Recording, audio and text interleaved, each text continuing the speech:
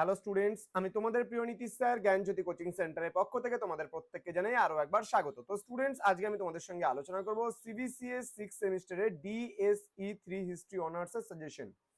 তো আমি লাস্ট ক্লাসে পার্ট 1 সাজেশন যেখানে 12 নম্বরের প্রশ্নগুলো আলোচনা করেছিলাম, আজকে পার্ট 2 যেখানে আমি আলোচনা করব তোমাদের সঙ্গে 6 মার্কসের অতি গুরুত্বপূর্ণ সাজেশনগুলো নিয়ে। ক্লাসটি শুরু করার পূর্বে তোমাদেরকে প্রতিদিনের মতো আজকেও বলবো, যারা এখনো চ্যানেলটিকে সাবস্ক্রাইব করোনি তারা অবশ্যই চ্যানেলটিকে সাবস্ক্রাইব করে পাশে থাকা বেল আইকন অল প্রেস করে দাও, যাতে নেক্সট টাইম দিয়ে কোনো ভিডিও আপলোড করলে তার নোটিফিকেশন তুমি সবার আগে পেতে পারো। এছাড়া তোমরা যারা ভাবছো অনলাইনে আমাদের কাছ থেকে নোটস নেবে এবং তোমাদের জুনিয়র ভাই বোন যারা রয়েছে তাদেরকেও যদি নোটস নেওয়াতে সাহায্য করো এবং তাদেরকে ক্লাস নেওয়াতে সাহায্য করো, তাহলে অবশ্যই আমাদের নাম্বার রেফার করতে পারো।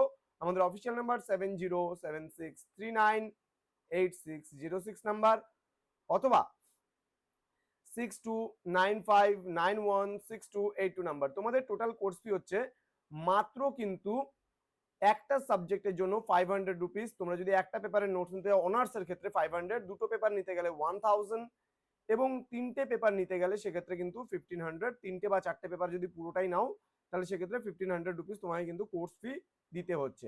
এছাড়া প্রোগ্রাম কোর্সে যারা স্টুডেন্ট রয়েছে তাদের জন্য কোর্স ফি 499, যারা সেকেন্ড সেমিস্টারের স্টুডেন্ট রয়েছে তাদের জন্য পুরো কোর্স ফি মেজর মাইনর সহকারে 999।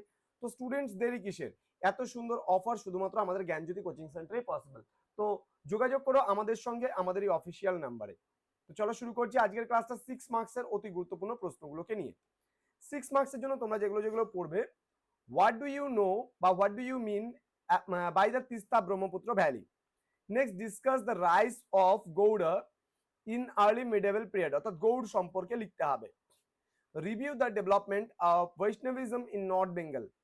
দেন বলছে write a short note on Paharpur temple architecture, write a short note on Jalpesh temple, then write a short note on Raja Ganesh, then trace the development of Shaivism in North Bengal, then trace the development of Buddhism in North Bengal, then discuss the rise of Gaur as a regional power, write a short note on Dalim Port, then write a brief note on the origin of the palace, then write a note on art and architecture during the Pala period.